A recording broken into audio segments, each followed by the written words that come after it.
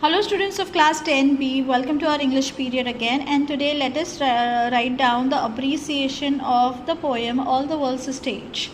So today, children, we know that there are 5 elements or 5 points in order to write down the appreciation. Let us attempt them.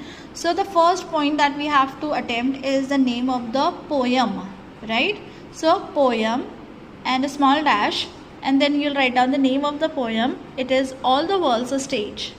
Then the second point is poet dash William Shakespeare.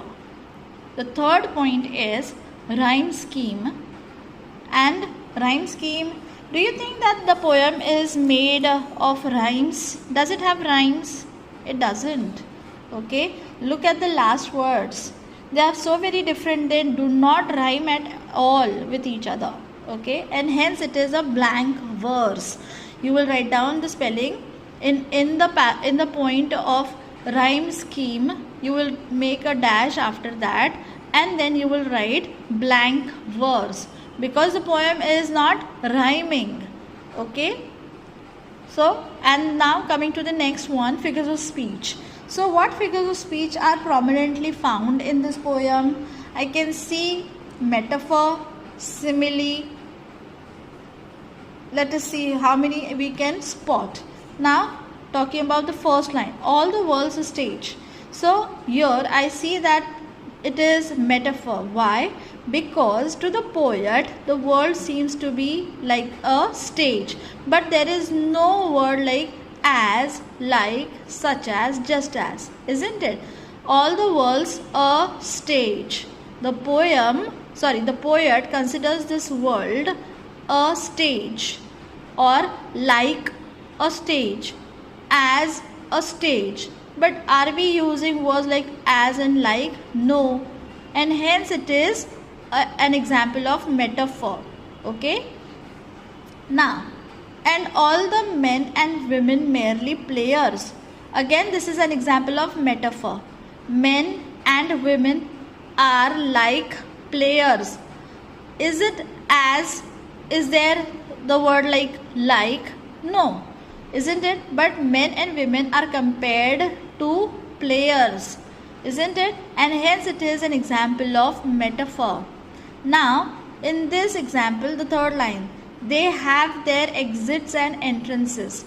Now this can be an example of antithesis because two opposite words, that is exits and entrances, is mentioned or are mentioned. So this is an example of antithesis. Now, and one man in his time plays many parts, his acts being 7 ages. At first the infant mewling and puking in the nurse's arms. So mewling, you will underline this word mewling. This is a sound word. So which figure of speech do you think it will be?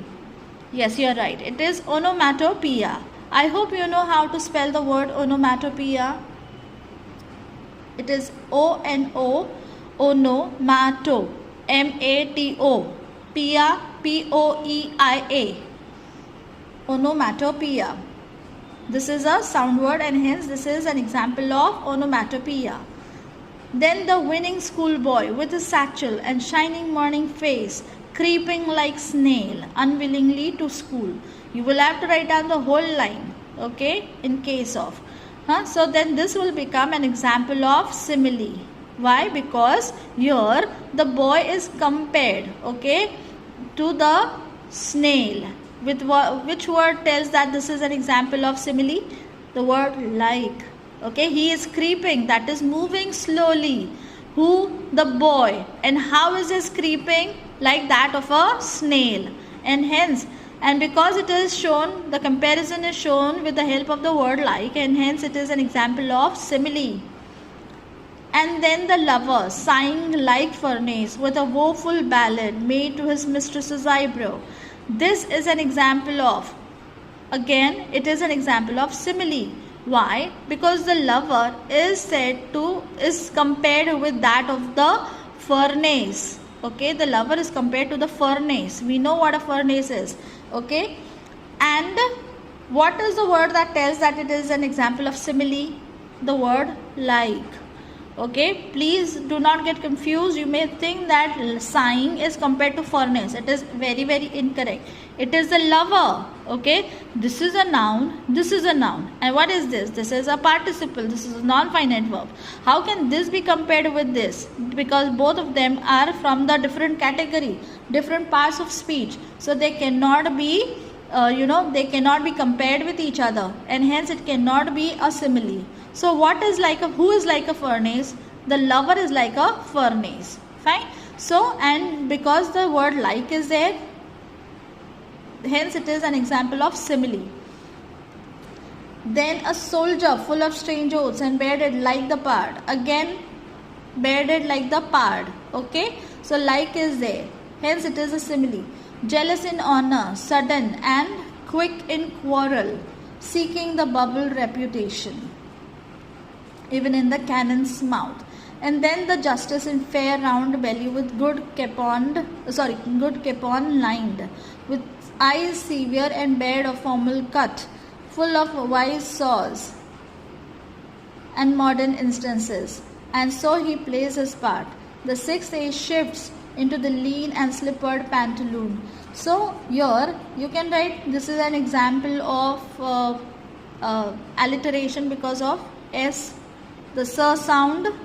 Okay, so this is an example of alliteration also, and also it can, and also see S over here. So thrice sir sound has been repeated in the given sentence. Okay, sir, sir, sir. And also it can be an example of, you tell me what, guess, lean and slippered. Don't they mean the same?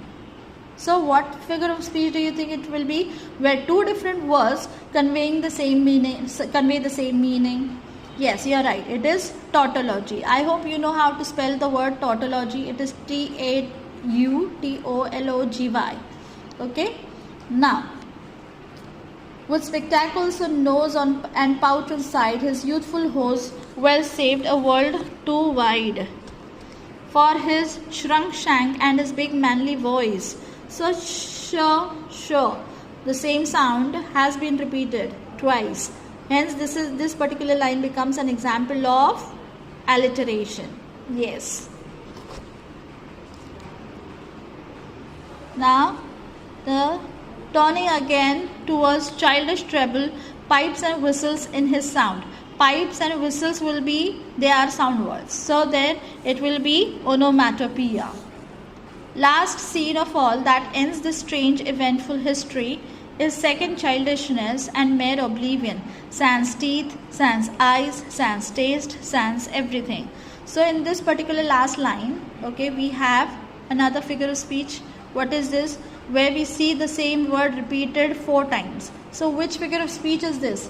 This is repetition, because the word is repeated, entire word, and not just the syllables or the sounds, but the word is repeated 4 times. More than 1 time repetition, it becomes an example of repetition. Fine. So we have come across so many figures of speech in this poem. So please write down only the names of the figures of speech. Please do not write down the lines that denote the figure of speech. This is to make you explain that why a particular line is belonging to to whichever figure of speech we are talking about. Okay, so just write down the names of the figures of speech. That's it. And then coming to the last point, which is the central idea of the poem. So what is the central idea? Listen to it very carefully. The poet William Shakespeare emphasizes on the 7 stages of man, where he considers the world a stage and all individuals as actors. Full stop. So this was all about the appreciation of the poem All the World's a Stage. I hope you have understood this, and in case of any doubts or queries, please do write to me on Google Classroom, and we will and please complete your notebook. Send me the images of your complete notebook on Google Classroom. See you in the next session. Till then, goodbye. Thank you.